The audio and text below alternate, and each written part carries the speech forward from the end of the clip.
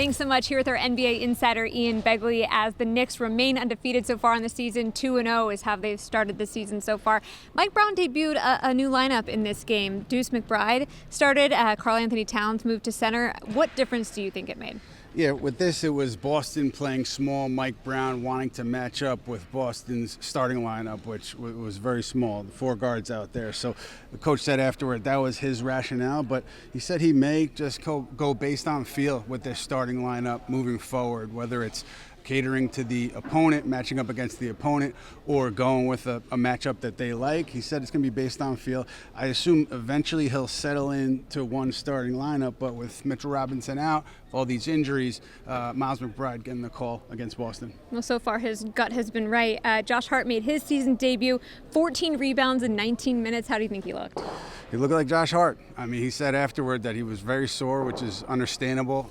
The back obviously was bothering him a lot. He was hoping to play Wednesday in the season opener, but his back just didn't respond well to some contact that he was taking in practice. He got to the level that he wanted to get to coming into Friday, and he said that his offense he knew was going to be rusty, but the rebounding is always there with him. He had 6 offensive rebounds. Karl Towns had 6 offensive rebounds. The Knicks so far, it's just 2 games, but they're doing very well on the offensive glass. Yeah, Karl Anthony Towns was asked after the game, are you surprised at all by Josh Hart having that day on the glass? He's like, no, not at all. All right, well, the Knicks head to Miami to take on the Heat as they look to remain undefeated on Sunday. For Ian Begley, I'm Michelle Margaux.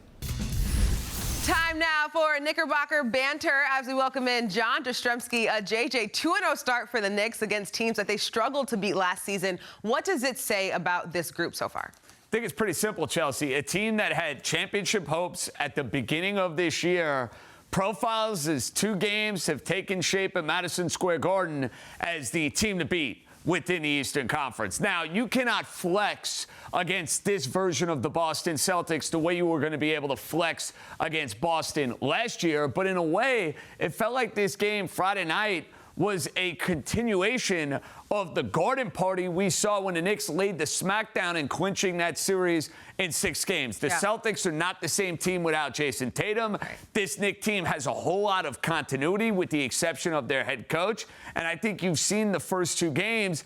There's a real comfort level. There's not this uneasiness that we saw at the beginning of last year where it's like, hey, Karl Anthony Towns is new to the puzzle. Mikal Bridges is new to the puzzle. These guys now have a full season and basically then some after playing a bunch of games in the postseason where that camaraderie, the chemistry is there, and a couple of early season flexes. Cav game to me a little bit more significant, but don't get me wrong, Chelsea, you ask any Knicks fan, they always love satisfaction in sticking it to the Celtics. For sure. It seems like they're playing more free so far. Mike Brown, once again, utilizing his depth. We just heard him say that he has a lot of weapons, playing 5 guys off the bench, each tallying 13 or more minutes. How much does that help the starting 5 to be able to utilize the bench? Oh, Chelsea, it is a breath of fresh air. And look, I was a card-carrying member of the Tom Thibodeau fan club, but I give credit where credit is due. For 2 games, and again, it's 2 games, so you don't want to get nuts, but Mike Brown has made it crystal clear. We're playing a bunch of guys, and we are going to do that on a nightly basis. You've seen it with Clarkson, who the Knicks obviously brought in. He has pedigree. Right. Tyler Kolek is getting minutes. Landry Shamet is not getting lost in the sauce. And that's a guy who did get lost to me way too often throughout last season. And yeah, of course it's going to help your starters. Hey, look at this game against Boston on Friday night.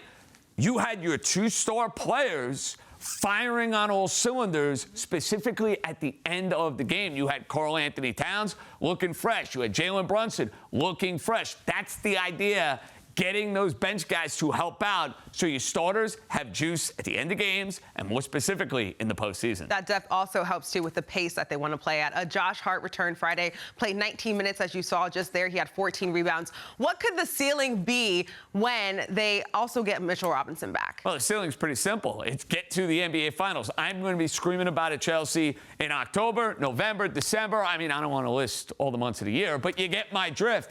Josh Hart is the Energizer Bunny. Now, he's not going to be playing 40 minutes on this team the way he was for Tom Thibodeau, I believe, in years past, because there are a lot more bodies that Mike Brown could bring to the fold. But you saw a couple of sequences in this game against Boston, why he matters so much. Rebounds, second, third, fourth opportunities.